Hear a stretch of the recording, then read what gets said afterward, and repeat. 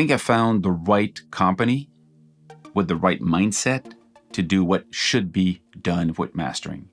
Now, this video is going to be split in two. First is going to be why I use MasterChannel AI mastering on my latest album. Then I will react to Benn Jordan talking about how AI mastering is stupid and how he has the proof of it. And I disagree completely with his approach. Hi there, I'm Nu-Trix, and today we're looking into AI mastering by MasterChannel AI. Now, when you say AI, you say, I don't know what's going to be happening, what's wrong, what's good, is it okay, is it dangerous, whatever it is. In this case, I think I found the right company with the right mindset to do what should be done with mastering. Now, this video is going to be split in two. First is going to be why I use MasterChannel AI mastering on my latest album that is out right now, and I'll link to example if you want to listen to A and B, before and after mastering. I'll explain how I used it, why I used it, and why I find it's the right tool for me today. Then I will react to Benn Jordan talking about how AI mastering is stupid and how he has the proof of it. And I disagree completely with his approach. I find the guy really interesting, and I like what he says most of the time, but this time I think he went short on one thing, and I'll explain it later on in this video. So let's start with MasterChannel AI. I did use it for my latest album. I like how it sounds like. It does what should be done mastering-wise to my mix, to my songs. And then they contacted me and they say, would you like to do a sponsored video about it? So this is a sponsored video by AI mastering, but they didn't ask me to say this. I was about to make this video anyway because I believe in the product. I find it's the right solution. And keep in mind that today, actually this week, MasterChannel, I went over 500,000 songs mastered by the system this week. So I'm not the only one who finds it sounds good.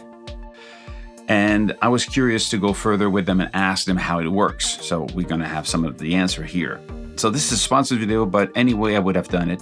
So there's nothing that they forced me to say, or they didn't write to me saying, this is what you have to say. I'm saying what I believe in. MasterChannel AI is a simple, efficient solution that costs not the price of a real mastering, to be honest. It's very affordable, and the way it works is very efficient.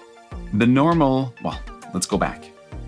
I am a trained mixing engineer. I did my classes, I did study in the 90s with analog tape and analog mixers, and I did learn mixing, mastering, music production, and then I lived through the conversion to digital for all of that in the 90s and in the early 2000s.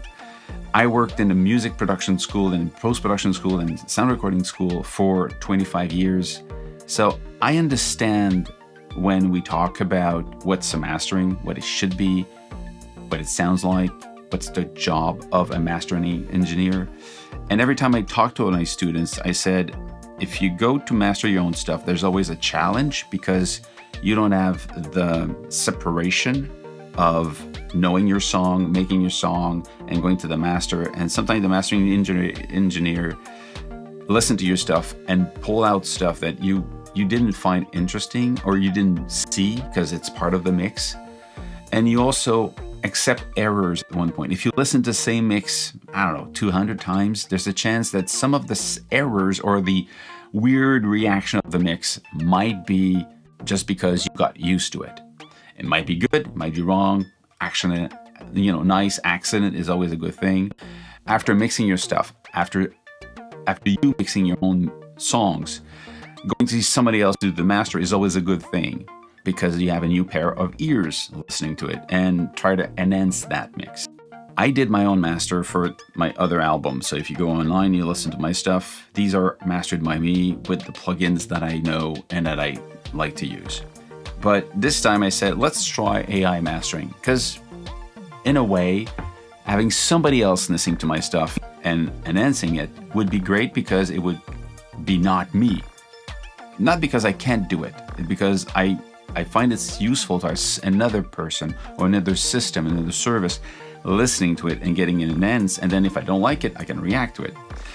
So I used 3 different AI services. One that was lacking very well and the way it worked. The other one was kind of okay, but it used what I think is a little bit of what Ben is talking about in his video, and that we know that some company makes, is they use mix and match. But also they ask you for a style and then you apply it. When they ask you for a style, it means that they have trained their AI style-wise using the original and the final, so the mix and the mastered, and then say, this is a good mix, this is a good mix, and this is a good mix, which is okay. But at the same time, what you do when you do that, you don't train the AI to just listen to a song and try to do the best for that song. You say, oh, this is electronic, mix it like that. This is the recipe. And in mixing and mastering, there's no recipe. You know that. You just make it better and what you feel should be a fuller mix or whatever it is. Third one was mastering AI. And mastering AI works really well. It's simple. You just upload your video into your account online. It takes about between 2 to 5 minutes to output the song.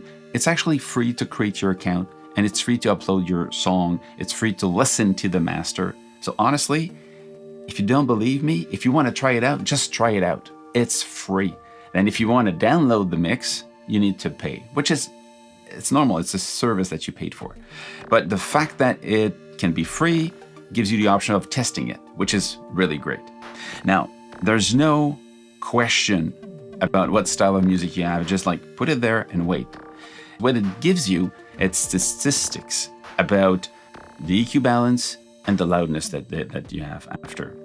So how much is different after the process, which is actually great, because if I find that my process was too far away from the original, I go back thinking I have to fix that in the mix, not try to fix it in the master, which is something you should do all the time.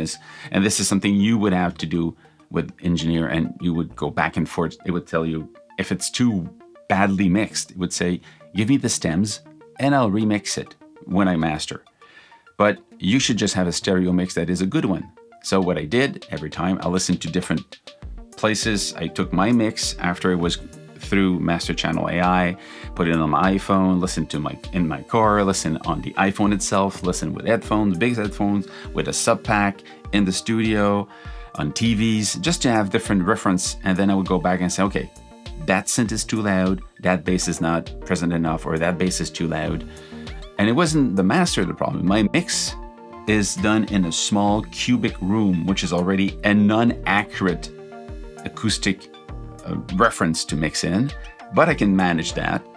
But it means that it takes me more back and forth between my mix and listening references before I go into confirming the mix. And that's where MasterChannel was actually helpful, getting me to make better mixes. Because every time I went through it, some of the song I went back, 6, 7 times mixing them. Because every time I would mix, I would like, okay, there's something else that doesn't, after fixing that synth that was too loud, then something else pops up because it takes a new mix and then enhance it. And then, oh, there's some stuff here that I don't like coming up. So I'm going to go back into my mix and bring that down because it takes too much space after that. So it helped me get a better mix. And when I listen to the original mix now, or the final remix, mix, it actually sounds a lot better than the first one. So it got me to be a better mixer, which is great. By itself, it's something that is super useful. So even if you just use MasterChannel for that, try it out. It will help you, give you kind of a feedback on your mix. If you just do that, you'll get better at mixing. MasterChannel uses 2 different format of AI. There's the AI mastering, and then AI mastering by Wes Clark. Now, I'll jump into my reaction to Benn Jordan video. AI mastering is stupid? I don't think so. If AI mastering is described as he explained, and I'll quote him on this. At least at conservatively, at least 90% of the time that you see the words AI in anything related to music production, what you're actually seeing is a subscription service that's charging you for repurposed open source software without attribution. And it questioned a lot of things with that. I mean, who's the real developer here? How ethical is the use of the files that have been used to bring this system to know how to master?